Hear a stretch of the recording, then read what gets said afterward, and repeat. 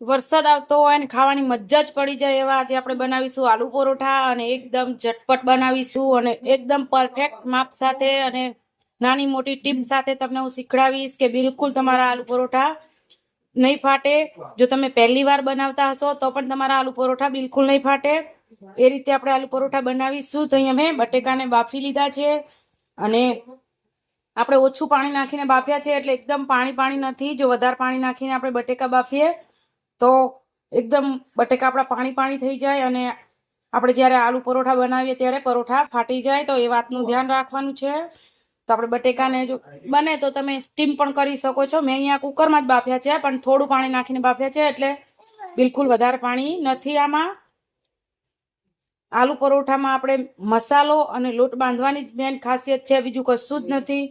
તો જો તમને અઘરું લાગતું હોય કે આલુ પરોઠા બનાવીએ અને ફાટી જાય છે તો આ રીતે જો તમે આલુ પરોઠા બનાવશો તો તમારા આલુ પરોઠા બિલકુલ ફાટશે નહીં। તો આપણે બટેકાને એક બાજુ મૂકી દઈશું અને બાફીને આપણે એને ઠંડા કરી લેવાના છે। મારે બટેકા હજુ ગરમ છે એટલે આપણે એને ઠંડા થવા દઈશું।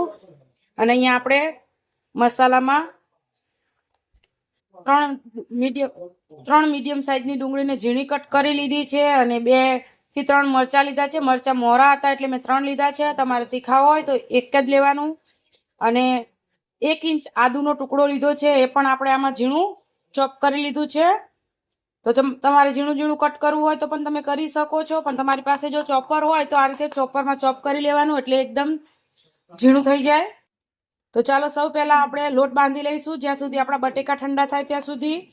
એટલે લોટને પણ આપણે 10 થી 15 મિનિટ માટે મૂકી રાખવાનો હોય, રેસ્ટ આપવાનો હોય, એટલા માટે આપણે લોટ બાંધી અને પછી આપણે આલુ પરોઠાનો મસાલો બનાવીશું।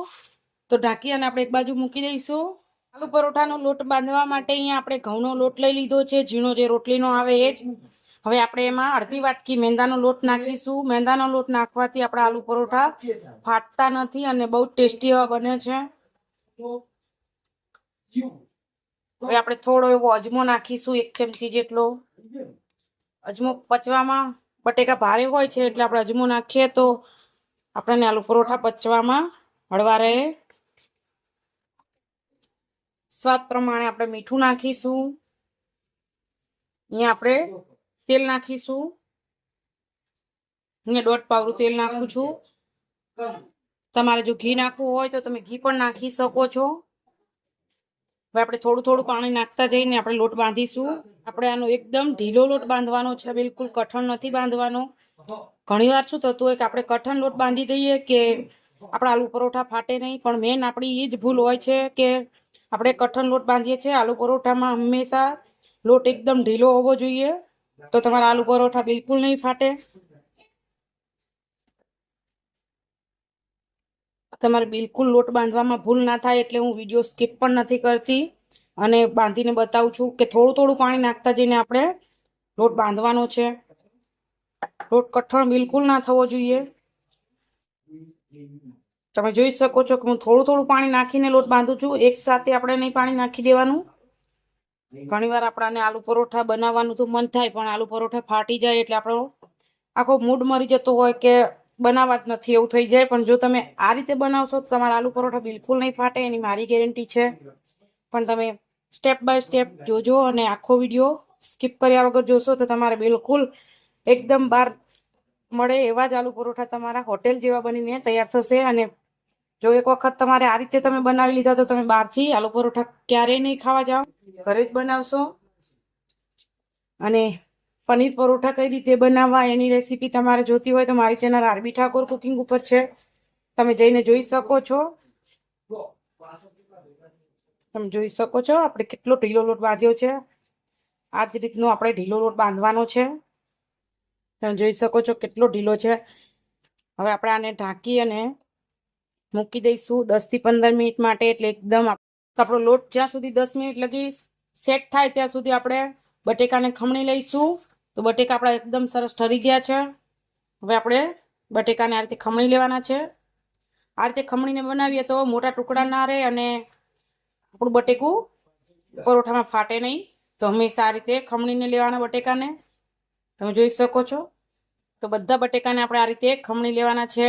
આપણે બધા બટેકાને ખમણી લીધા છે, તમે જોઈ શકો છો. હવે આપણે મસાલો બનાવી લઈશું. તો અહીંયા આપણે એક કડાઈ લઈ લીધી છે અને કડાઈમાં મેં અહીંયા 1 ચમચી જેટલું તેલ નાખ્યું છે. હંમેશા મસાલો બનાવવા તાણે એ ધ્યાન રાખવાનું છે કે તેલ વધારે ના પડી જાય. તો આપણે 1 ચમચી જેટલું જ તેલ લેવાનું છે, જેથી કરીને આપણા મસાલા બળે નહીં.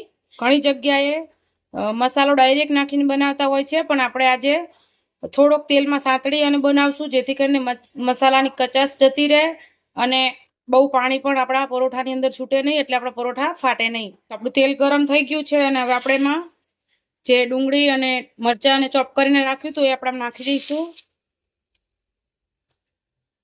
આપણે આને 2 થી 3 મિનિટ માટે સોતે કરવાનું છે. હવે આપણે આમાં મસાલા કરીશું. તો મસાલામાં હળદર નાખીશું, લાલ મરચું નાખીશું. લાલ મરચું તમે તીખું જે પ્રમાણે ખાતા હોય એ પ્રમાણે નાખી શકો છો. ધાણા જીરું નાખીશું, ગરમ મસાલો નાખીશું, સ્વાદ પ્રમાણે મીઠું નાખીશું. અહીંયા બટેકા બાફવામાં મીઠું નથી નાખ્યું. ઘણી જગ્યાએ બટેકા બાફવામાં પણ મીઠું નાખતા હોય છે, પણ હું ક્યારેય નથી નાખતી. હવે આપણે આને સરસ મિક્સ કરી લઈશું. બધું સરસ મિક્સ કરી લીધું છે, તમે જોઈ શકો છો. અને આપણે એને 2 થી 3 મિનિટ માટે મિક્સ કરશું, જેથી કરીને આપણે એમાંથી વધુ પાણી હોય એ નીકળી જાય અને આપણે મસાલાની કચાશ પણ નીકળી જાય. વધારે પડતા આપણે ડુંગળીને નથી શેકવાની.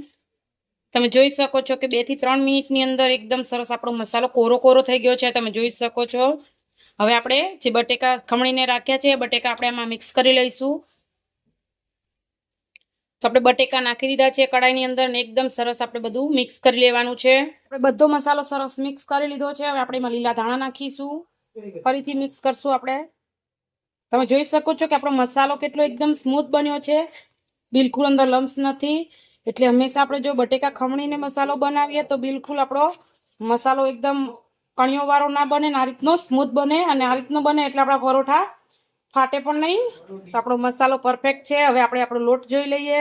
આપણો લોટ એકદમ સરસ સેટ થઈ ગયો છે. હવે આપણે થોડો એવો કોરો લોટ છાંટીશું કથરોટમાં અને આપણે લોટને થોડીક વાર માટે કૂણવીશું. પહેલા આપણે કોરો લોટ નાખીશું, પછી આપણે તેલથી આપણે કૂણવીશું લોટને. કોરો લોટ નાખીએ એટલે આ રીતે કથરોટમાંથી લોટ એકદમ છૂટો પડી જાય. તમે જોઈ શકો છો કે કેટલો આપણો સોફ્ટ લોટ છે. હવે આપણે તેલવાળો હાથ કરતા જઈએ અને એકદમ સરસ આપણે લોટને સ્મૂથ કરી લેવાનો છે. આ રીતે આપણે કૂણવવાનો છે લોટ. તમે જોઈ શકો છો કે કેટલો, જોવાથી જ તમને ખબર પડતી હશે કે મેં કેટલો સોફ્ટ લોટ રાખ્યો છે. આ રીતનો જ આપણો લોટ રહેવો જોઈએ હંમેશા. આપણે એકદમ સ્મૂથ કરી લીધો છે લોટને. ચાલો હવે આપણે પરોઠા માટે લુવા વાળી લઈશું. આ રીતના તમે નાની મોટી જે સાઈઝના બનાવતા હોય એ રીતના વાળી શકો છો.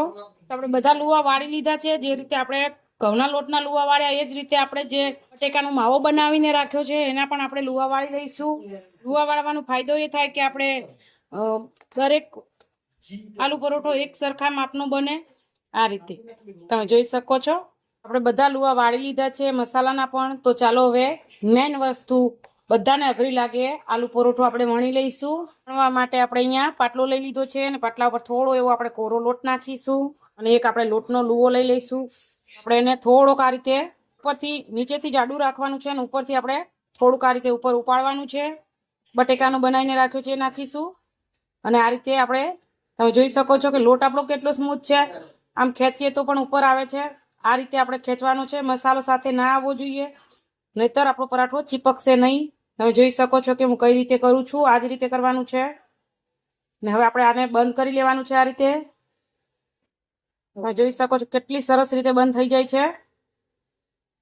હવે આ રીતે આપણે વાળી લઈશું. તમે જોઈ શકો છો. હવે આપણે લોટવાળો કરીશું. પહેલા તો આપણે હાથથી જ આ રીતે કરીશું, જેથી કરીને મસાલો બધો એક સરખો રહે. ડાયરેક્ટ આપણે વેલણથી કરીએ તો મસાલો પછી વચ્ચેથી નીકળી જાય છે. એટલે આપણે આ રીતે દબાવી જઈશું. પહેલા આપણો લોટ એકદમ સ્મૂથ હોય એટલે તમે જોઈ શકો છો કે કેટલી સરસ રીતે પથરાય છે આપણો પરોઠો. તો હવે આપણે હળવા હાથે વેલણથી વણી લઈશું. આ રીતે સાઈડમાં આપણે વણવાનું છે, વચ્ચે નથી વણવાનું. તમે જોઈ શકો છો કે હું કેટલા હળવા હાથે વણું છું અને સરસ આપણો પરોઠો બન્યો છે. બિલકુલ ફાટતો નથી. આ વચ્ચે આપણને જરાક એવું લાગે છે, અહીંયા હું તમને ટ્રીક આપું કે ગમે ત્યારે આ રીતે થાય તો શું કરવાનું. આપણો આલુ પરોઠો બિલકુલ વણાઈને તૈયાર છે અને વચ્ચે આપણને તૂટી ગયો છે ને, તો હું તમને એક ટ્રીક આપું કે આ રીતે થઈ જાય તો શું કરવાનું છે. તો અહીંયા આપણે 1 ચમચી ઘઉંના લોટને પાણીમાં પલાળી લીધો છે અને આપણો પરોઠો ફાટી ગયો હોય એ જગ્યાએ આ રીતે લગાડી દેવાનો છે, એટલે આપણું બટેકું બિલકુલ ત્યાંથી નહીં નીકળે.